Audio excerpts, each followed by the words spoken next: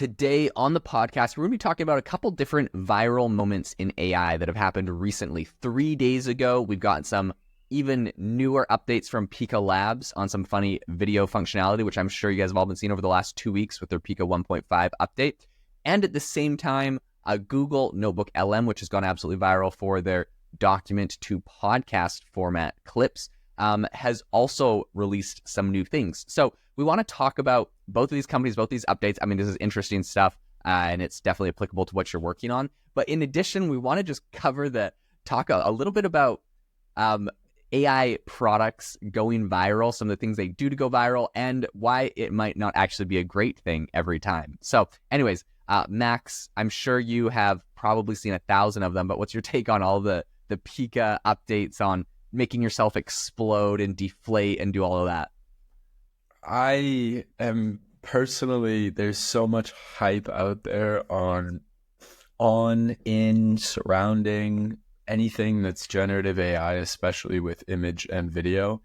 And to be completely honest, I have a very pessimistic approach about these things, but I really do not enjoy it. And I don't enjoy these hype cycles of generative AI, especially with these new features coming out and everything, just because I don't know about you, Jaeden, but it makes my life a whole lot more difficult when they release kind of these hype videos and these hype cycles go around, and sometimes it's business value, sometimes there's no value that you can kind of pick out immediately, and people they download the platform, you only get 5 use cases, you do your 5 use cases, maybe you get a little bit of some thrill or whatever, you pay 40 euros for the month, then you run out of those credits in about 2 hours or whatever, and then you just spend 40 euros on something that has no business value. So I think it's interesting to see these videos come out. I think it's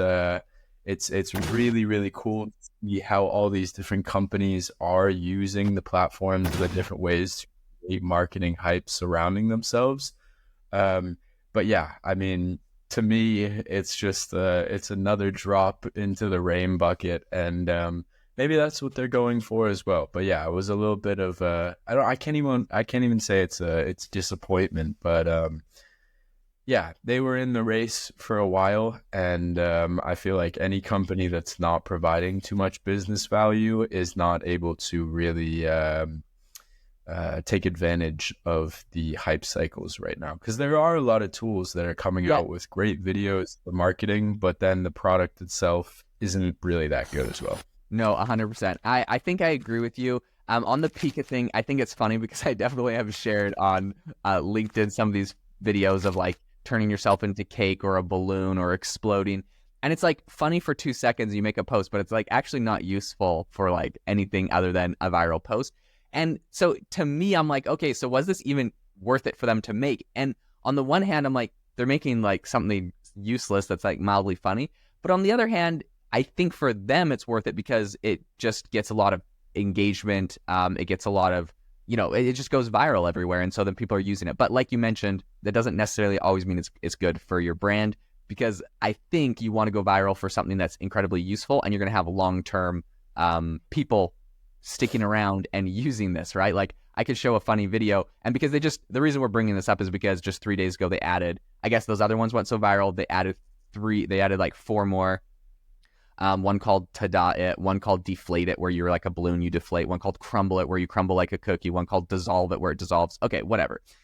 But the point being, if these were really useful use cases and doing something really useful that I would actually repetitively do, maybe some way it edits my video or does something really useful for me, that viral tool I think would convert into a lot of long-term customers, whereas right now it's kind of funny and I'll try it once, but I'm done. So all of that on Pica, no hate on the platform. They're doing some cool things, and maybe this is a good marketing tactic, and I'll be proved wrong. But I did want to bring up the contrast, which is Google's Notebook LM, which has gone viral for completely different reasons, and that is that you can upload a document and turn it into essentially a conversation podcast audio to listen to. This went viral, and to me, this is actually incredibly useful because for me, I very often I got to drive to my podcast studio. It's 45 minutes away.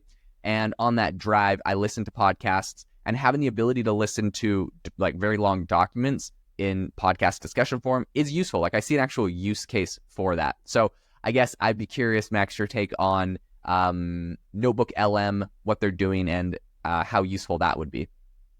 Yeah, I think we talked about it a couple episodes ago, but I was saying that it's a great way for parents to kind of control, or not control, but to curate the information more towards what their kids are taking in, especially for podcasts and stuff. I mean, I remember when my family, when we first switched over from listening to music in the morning to doing podcasts, and the podcast content wasn't always the most informational or whatever, but there would always be times where I was like reading my papers or still doing work on the way to school or whatever. And especially in nowadays, and Gen Z and the next generation are only getting worse and worse and worse, but our attention span is not very large or not very long anymore. And for me, even I would be so down to, even if it was like catch up on the emails from the last week or whatever, and you could listen to that in a podcast instead of having to actually manually go in there. I mean,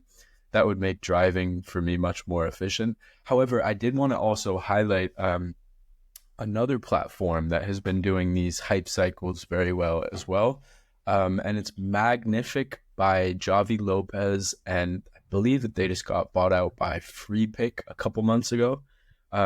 But he's been creating these like really kind of like kooky, weird generative AI, just kind of like weird images and concatenating them together into long videos that are just kind of mind-boggling. And there's so much hype surrounding these videos right now, and these like weird kind of the deflated, as we saw with Pica.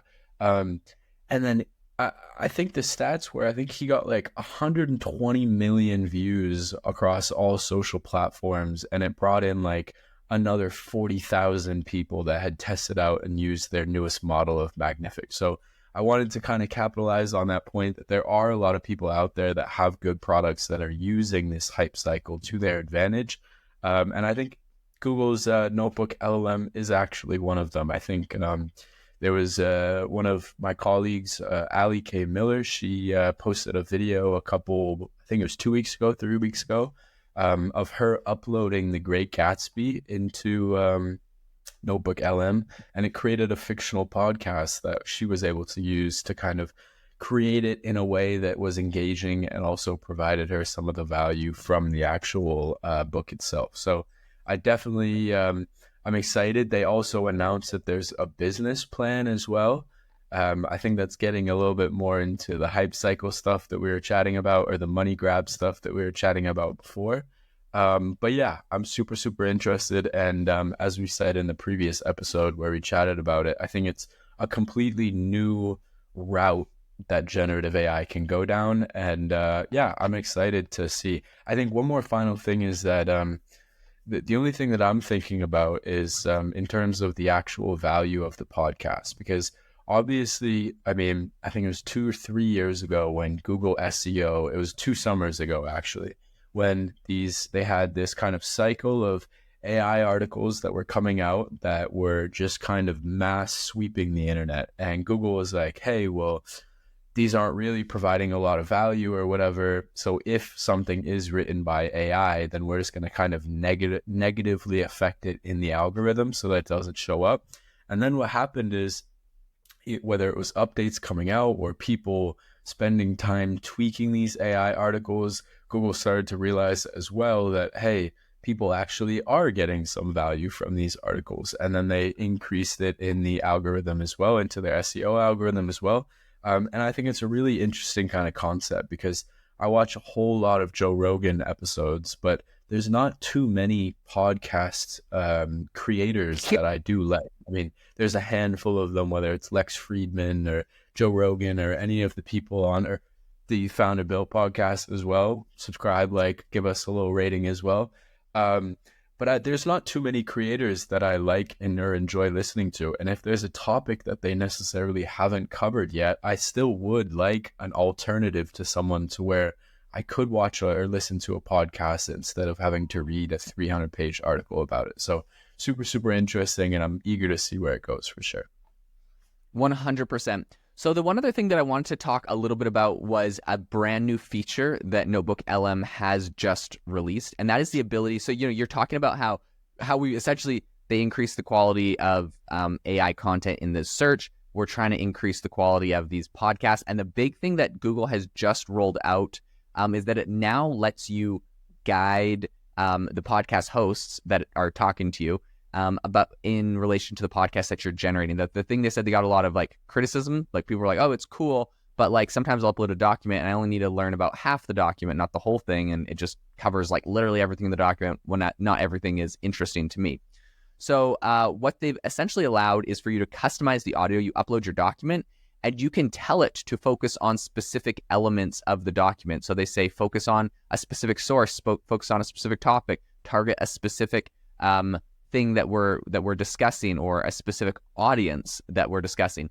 So I think this is really, really useful, because now beyond just getting purely whatever it comes out with for the entire thing, you can be like, hey, like do this document, but target like a 5th grader because I'm trying to like teach my kid, like, right? So these kinds of things make these a lot more effective, where you essentially can use a prompt to steer the direction of this. So to me, this is a really great feature that I think a lot of people are going to use. It's going to help increase the quality of the podcast and the audio that it's actually able to produce. And so, yeah, I mean, talking about everything going viral and all that, I think this is one where it's quite useful, what it's able to do in a demo like that. Once this goes viral and I see it, I'm like, okay, I'm actually probably going to use this and turn it into a customer of this product in the future. So at the end of the day, with all the hype and everything going on, you definitely want to focus on making products go viral, but go viral for the right reasons. And I think these companies are going to be a lot more successful when they do it. Hey, if you enjoyed the episode today, everything we shared and covered, we tried to bring you the most interesting, latest news and some great takes and insights on it. And if you enjoyed it, the number one thing that we would super, super appreciate if you could do is leave us a review. It means the world to us, helps us cover great topics, find great guests for the podcast. It really all comes down to the reviews. And so if you're able to leave us a review, it would immensely help the show, boost it, and be shown to more people, which would make us absolutely ecstatic. Thanks so much for tuning into the podcast, and I hope that you have a fantastic rest of your day.